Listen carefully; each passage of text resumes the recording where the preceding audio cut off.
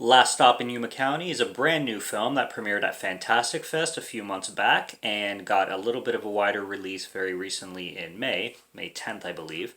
And I think this had a limited theatrical run as well, but it is streaming now. This is a kind of crime noir thriller with quite a cast. Now, I didn't recognize most people, but after looking them up, I did recall that they were in some films that I've seen.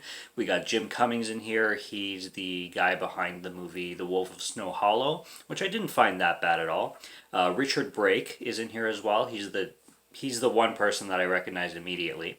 And then we got Sierra McCormack, who I also know from a few films, VFW, which is a really great film, and The Vast of Night, which I'm kind of disappointed that it still has not been released on physical media because I think that film is awesome and it definitely beyond deserves a Blu-ray and even a 4K, but at least it's streaming on Prime.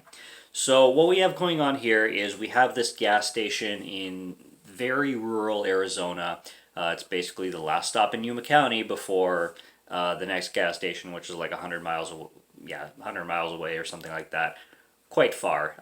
And you got like a tiny ass motel, you got this diner, and then you got this gas station all in one little area. These two guys show up, and we learn that they have recently committed a crime. They're trying to get away, and they fill up for gas, but the gas truck that was supposed to show up to deliver gas never showed that morning or afternoon. So everybody who stops at this diner or this gas station for gas basically is just hanging out at the diner waiting for the gas truck to show up. Because these two criminals show up, the movie starts to get very tense, and of course they kind of take the situation into their own hands, and Jim Cummings shows up. He's basically like a knife salesman, and there's the waitress at the diner, and there's this like old couple that shows up, and slowly but surely, the tension just starts to grow essentially, and it turns into this like ticking clock, very very claustrophobic story, and you're just biting your nails the whole time waiting to see what's going to happen kind of thing. This film is exceptionally well written, and this film is very well directed, and oh shit, Francis Galluppi, I think his name is. If I'm pronouncing that correctly, I will write it down because I think it's Francis Galluppi. This is his directorial debut, and he also wrote this entire thing and edited this entire thing. So for a first feature, this thing is incredible. I landed at a 4.5 out of 5 on this one, and I loved this movie a lot. Its pacing is perfect. Its dialogue is just witty as hell. Very much reminds me of a blend between Quentin Tarantino and the Coen brothers. And I was sitting here watching this film, and I'm just like, I would not be surprised if somebody told me that this was written by Tarantino. I wouldn't bat an eyelash. Of course, it does have it's not a complete copy or direct rip off of him or anything like that. It definitely has its unique style, but it is so witty and so clever. This film is so clever, and it all ties together. The way it plays out, it really wraps around beautifully. Every performance is fantastic. Richard Brake, of course, is the villain. Could you guess? I don't think that guy gets typecasted so much, but you can't really blame anybody because it's Richard Brake. Like he has this look, like these facial expressions that are just terrifying in the best ways.